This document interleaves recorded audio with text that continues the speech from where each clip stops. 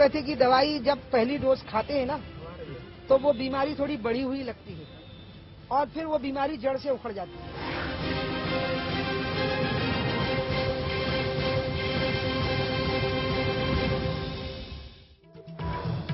अच्छे दिनों का 1 महीना या कड़वी दवाओं के 30 दिन। नमस्कार, मोदी सरकार का 1 महीना पूरा हो गया है। अच्छे दिन, कड़वे दिन, मोदी सरकार के 30 दिन। नमस्कार, न्यूज पॉइंट में आपके साथ मैं हूं सुशांत सिन्हा और आज बात मोदी सरकार के पहले महीने की। कल मोदी सरकार को सत्ता में आए 1 महीना पूरा हो जाएगा। यूं तो नई सरकार के लिए 30 दिन कुछ नहीं होते, लेकिन आज की राजनीति में जब जनता पल पल का हिसाब मांगती है और सरकारों को जवाब देना भी चाहिए, खासतौर पर तब जब आपने खुद दिल्ली में बनी एक सरकार से हर दिन का हिसाब मांगा हो। खैर, मोदी सरकार के 1 महीने का रिपोर्ट कार्ड तैयार करने बैठे हैं और ये समझें कि महीना अच्छे दिनों से ज्यादा भरा था या कड़वी दवाओं के डोज से, उससे पहले एक नजर उनके परफॉर्मेंस पर डाल लेते हैं। पहले सरकार के कुछ ऐसे फैसलों या कदमों का जिक्र कर लेते हैं जिन्होंने अच्छे दिनों की उम्मीद जगाई। जैसे अधिकारियों को काम तेजी से और तय समय सीमा में खत्म करने के लिए नरेंद्र मोदी ने कहा। उन्होंने कहा कि लाल फीताशाही खत्म होनी चाहिए। उन्होंने अधिकारियों से फाइलों का पहाड़ खत्म करने के लिए भी कहा। कोई शिकायत या सुझाव हो तो सीधा पीएम से मिलने की सलाह भी दी। इतना ही नहीं, उन्होंने लोगों की शिकायतें जल्द निपटाने के लिए भी अधिकारियों से कहा। उन्होंने कहा कि सोशल मीडिया के जरिए आई शिकायतों पर ध्यान देना चाहिए और जल्दी उसका निपटारा होना चाहिए और शिकायतों का जल्द निपटारा हो सके इसलिए उस पर नजर रखने के लिए पीएमओ में स्पेशल सेल भी बनाया। केंद्र और राज्य के रिश्ते बेहतर करने का आदेश दिया। राज्य सरकारों की 3 महीने से ज्यादा पुरानी अगर कोई दरखास्त पड़ी है तो उसे जल्द से जल्द सुनने का आदेश दिया। सेना के आधुनिकीकरण की कोशिश तेज की नरेंद्र मोदी ने सत्ता में आते ही। पिछले 1 महीने में उन्होंने सेना प्रमुख से कई बैठकें की और जिन हथियारों की जरूरत है उनकी लिस्ट बनाकर देने के लिए कहा। सर्विस चीफ से हर महीने वो मुलाकात करेंगे, ये भी बात सामने आई, जबकि मनमोहन सिंह सरकार में ये मुलाकातें कम होती थी। 1 रैंक 1 पेंशन जल्द लागू करने की कोशिश भी उन्होंने की। काले धन पर एसआईटी का गठन किया सत्ता में आते ही। साथ ही पड़ोसी मुल्कों के साथ रिश्तों की बेहतरी पर जोर दिया। लेकिन ये सारे ऐसे कदम थे जिनका असर दिखने में थोड़ा वक्त लगेगा। अगर असर दिखा तो फायदा भी बड़ा होगा। बहरहाल, इस बीच लोग जिस एक चीज पर असर फौरन देखना चाहते थे वो थी महंगाई, लेकिन उसे काबू करने में मोदी जी बेअसर साबित हुए हैं। इस बीच बीते 1 महीने रेल से सफर महंगा हो गया है। मोदी सरकार ने पिछली सरकार के फैसले को लागू करते हुए रेल किराया 14.2% बढ़ा दिया। खाने पीने की चीजें महंगी हो गई। प्याज पिछले साल के इस वक्त के मुकाबले तकरीबन 5 रुपए प्रति किलो महंगा है। आलू 5 रुपए किलो महंगा हो गया है। दूध 2 रुपए किलो महंगा हो गया है। उड़द दाल 4 रुपए किलो महंगी हो गई है। यही हाल कमोबेश हर खाने पीने की चीज का है। साथ ही चीनी की कीमत भी बढ़ गई है। कड़वी दवा पिलाने की बात करने वाले मोदी जी के राज में मुंह मीठा करने वाली चीनी भी महंगी हो गई है। इस बीच मोदी सरकार ने महीने भर में ही विवादों का पहाड़ भी खड़ा कर दिया। सबसे पहले पीएमओ में राज्य मंत्री जितेंद्र सिंह के धारा 370 पर दिए बयान पर हंगामा मचा। इसके बाद एनजीओ की जानकारियां पीएमओ के साथ साझा करने के आदेश पर विवाद मचा। केंद्रीय मंत्री स्मृति ईरानी के क्वालिफिकेशन को लेकर बहुत हंगामा हुआ। मोदी सरकार में मंत्री निहाल चंद पर यौन शोषण के आरोप लगे तो फिर उनके इस्तीफे की मांग तक उठ गई। केंद्रीय मंत्री नजमा हेपतुल्ला के आरक्षण वाले बयान पर विवाद हुआ। वीके सिंह के ट्वीट पर संसद तक में हंगामा हो गया। राज्यपालों को बदले जाने को लेकर हंगामा हुआ। सोशल साइट्स पर हिंदी को प्राथमिकता देने के फैसले का विरोध हुआ। यानी महीने भर में कुछ उम्मीदें जगी तो कुछ चुनाव के पहले जगी थी, उन्होंने दम तोड़ दिया। हालांकि घंटे भर पहले एक राहत की खबर यह आई कि गैस की कीमत अगले 3 महीने नहीं बढ़ने जा रही है। बहरहाल, सवाल यह कि क्या मोदी सरकार का 1 महीना अच्छे दिनों से कम और कड़वे घूंटों से ज्यादा भरा रहा? सवाल यह भी कि आने वाले अच्छे दिनों की नींव रख रहे हैं क्या नरेंद्र मोदी अभी, और इसीलिए हमें थोड़ा इंतजार करने की जरूरत है क्या?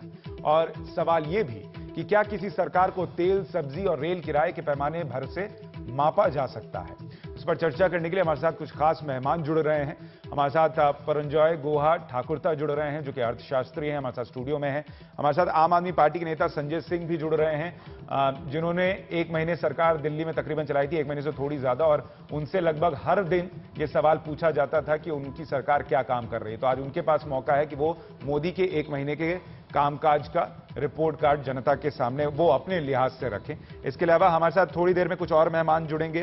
हमारे साथ संजय निरुपम होंगे, कांग्रेस के प्रवक्ता विजय गोयल होंगे, बीजेपी के नेता, और साथ ही हमारे साथ अभय कुमार दुबे जुड़ेंगे जो कि प्रमुख हैं सीएसडीएस के। परंजॉय, मैं आपसे शुरुआत कर रहा हूं और मेरी गुजारिश है कि आप सभी जब जवाब दें तो 1 से 10 के स्केल में से 1 महीने को रेट भी कर दें कि मोदी जी का जो ये 1 महीने का कामकाज रहा है, इसको आप कितने नंबर देते हैं 1 से 10 में? और इसमें 50%। हाँ। तो ये 50% अंक आप किन बातों के लिए दे रहे हैं और ये जो 50% अंक काट रहे हैं ये किन बातों के लिए काट रहे हैं? देखिए, अभी तो 1 महीना हुआ, ये सरकार 5 साल के लिए आए हैं, तो 1 महीना में आप क्या रिपोर्ट कार्ड बनाएंगे? ये पहला बात है, आपको रिपोर्ट कार्ड बनाना भी नहीं चाहिए। जो अच्छे अच्छे काम किया आपने अभी बताया, वो भूटान का यात्रा बोलिए, आपका वो सेना चीफ्स के साथ बात किया, बहुत कुछ उन्होंने किया और आने वाले बजट में हमको मालूम पड़ेगा उनका आर्थिक नीति का क्या दिशा है, ये मालूम पड़ेगा। और जो जो उनका कमियां है ये भी आपने अभी पूरा आपने लंबा तैयार किया, लिस्ट तैयार कर दिया। इसमें वीके सिंह का ट्वीट से शुरू करके जो आईबीए रिपोर्ट एनजीओज के ऊपर, निहाल चंद का जो बलात्कार का आरोप है उनके ऊपर, और जो आपने अभी तक 2 चीज उल्लेख नहीं किया, एक जो हिंदी भाषा का इस्तेमाल ट्वीट मैंने वो बोला, वो आपने भी बोला। अच्छा ठीक है, पुणे में जो एक मुसलमान एक अल्प उम्र के एक लड़का के ऊपर जिस तरह से उसको खून किया, मोदी जी कुछ कहा नहीं उनके बारे में, उनको मेरा समझना है कुछ कहना चाहिए था, क्योंकि उनका कोई दोष नहीं था। ठीक है, 370 स्मृति ईरानी के बारे में, मगर जो सबसे बड़ा चुनौती है ये सरकार के सामने, ये है महंगाई के ऊपर अंकुश लगाना। अभी तक जितने सारे कदम उठाया उसमें विपरीत उसका असर पड़ेगा। देखिए, आपका इस साल बारिश इतना अच्छा नहीं होने वाले हैं। इराक में एक समस्या चल रही है, कच्चे तेल का कीमत बढ़ने का बहुत बड़ा बढ़ गया और भी बढ़ने का एक संभावना है, और हम ज़्यादा से ज़्यादा कच्चे तेल 80% विदेश से आयात करते हैं। इसके ऊपर आपने रेल का भाड़ा बढ़ाया, फिर थोड़ा बहुत आपने कम कर दिया, रोल बैक कर दिया। आपने डीजल का कीमत बढ़ने की दिया, आपने कहा पिछले सरकार का ये नीति था, ठीक है बढ़ गया, महंगाई के ऊपर इसका असर पड़ेगा। मगर जो आपने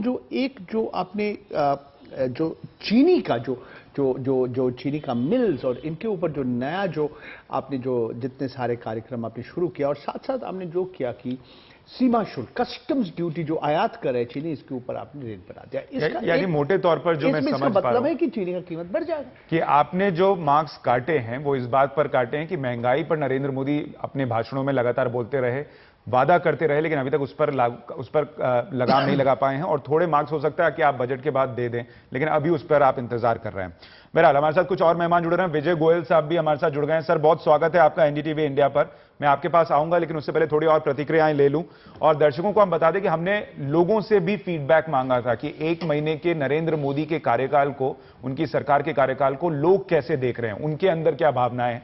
तो वो लगातार हम स्क्रीन पर नीचे चलाते रहेंगे, आप देख सकते हैं कि लोग क्या सोच रहे हैं नरेंद्र मोदी के इस सरकार के 1 महीने के कार्यकाल के बारे में। ये लोगों का फीडबैक है। हमारे साथ अभय दुबे भी जुड़ गए हैं। सर, बहुत स्वागत है आपका। एक तो कि आप जो 1 महीने का ये कामकाज है, इसको 10 में से कितने मार्क्स दे रहे हैं, और जो मार्क्स दे रहे हैं वो क्यों दे रहे हैं, और जो काट रहे हैं वो क्यों काट रहे हैं? देखिए, पहले तो ये मार्क्स नंबर देने का धंधा कुछ अजीब सही है और 1 महीने बाद कोई सरकार लेकिन देखिए सर, एक बात मैंने अपने इंट्रो में कही थी कि 1 महीने के बाद हम उस सरकार के बारे में पूछ रहे हैं, जवाब मांग रहे हैं जिसने दिल्ली में एक सरकार बनी थी, तो उससे हर रोज सवाल पूछा था कि आपने ये क्यों नहीं किया या वो क्यों नहीं। हाँ, इस दृष्टिकोण से आपकी बात सही है। तो मैं तो इस सरकार को 3 से ज्यादा नंबर नहीं दे सकता। 3 से ज्यादा नहीं? 3 से ज्यादा नंबर तो पासिंग मार्क्स भी उसकी, हाँ, पासिंग मार्क भी नहीं है। 3.33% से आदमी पास होता है, तो इसमें उनको ग्रेस मार्क चाहिए होंगे तब वो पास हो पाएंगे। और मेरा सबसे बड़ा जो इस बात तो मुझे आपत्ति हुई है कि